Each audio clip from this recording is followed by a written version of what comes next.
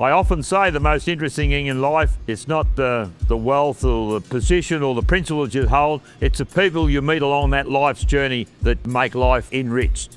And I've been enriched by the Dairy Farmers of Victoria giving me the opportunity to manage change and make sure that they were in a better position to move forward from there. Hi, I'm Jeff Kennett. I entered the Victorian Parliament in 1976.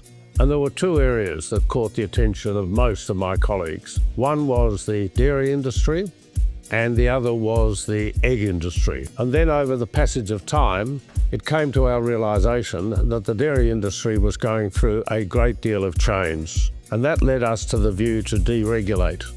The government changed in '99 and the incoming government under Steve Bracks and John Brumby as the Treasurer, enacted the legislation that we fundamentally had worked for some time with the industry to put in place. I was Finance Minister, Minister for Regional Development, and we had to put in place a plan for the dairy industry. So I proposed that we have a ballot of the Victorian dairy farmers. My private view was strongly in support of deregulation, but we had a ballot. We thought that would be successful. And when the vote was taken, close to 90% of all Victorian dairy farmers voted in support of deregulation. Having got that result, the first process was to start to sell off some of the brands that were owned through the industry. One of those was the Big M brand, very popular, very big seller, and we thought, well, we'll put it on the market. Went through the process of competitive tendering, expecting perhaps 10 or 12 million. The end result was 62 million, which was a shock in some ways, not only to me, but also Treasury and also to the dairy industry itself and its leaders. The Gardiner Foundation simply came about that the Minister at the time gave us the opportunity to make use of the sale of the assets that the BDI had.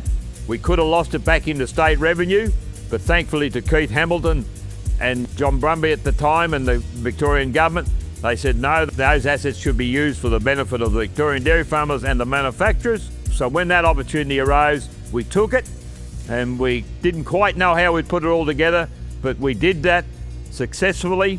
The cheque ended up in Chris Nixon's hand. He was the nominated, and he walked to a bank in Hawthorn and deposited that cheque on behalf of the Dairy Farmers of Victoria and the milk manufacturers and processors. And from that point on, we got to work and made sure it was used in the best benefit of the farmers.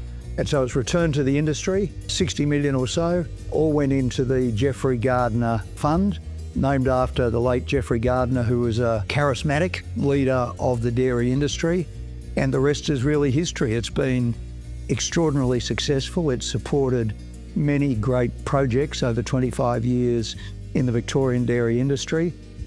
Having received the $62 million, a great surprise, I can assure you, I was very keen on the idea that we should use it throughout the community as well as for the dairy farmers themselves.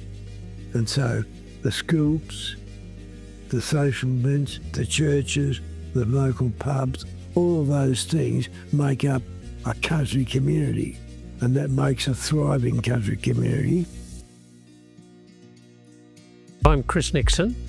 I was the inaugural chairman of the Gardiner Foundation and remained in that role for 10 years. And we commenced when the Act had been passed, where we were told to act as an independent body for the benefit of the Victorian dairy industry and its communities. The areas we worked in were firstly supportive of people, leadership, dairy leaders, developing them into various schemes. Secondly, we put money into research and we insisted that that be leveraged. In other words, that we would put in so much money, roughly a quarter, and if the researcher couldn't get support from the rest of the industry, then we wouldn't support the project. And then finally, the community area, where we worked in big areas and small areas.